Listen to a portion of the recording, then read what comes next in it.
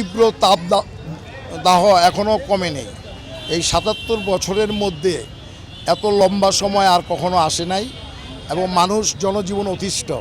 বিশেষ করে যারা শ্রমজীবী ভাই, তাদের পরিশ্রমে পরিশ্রান্ত হৃদয়কে আমরা এক বোতল পানি এবং একটি স্যালাইন এবং ছাতা দিয়ে তাদেরকে কিছুটা অন্ততপক্ষে স্বস্তির নিঃশ্বাস তারা যেন ফেলতে পারে এবং তারা যেন আবার পূর্ণ মনোবল নিয়ে পূর্ণোদ্যমে আবার কাজ করতে পারে।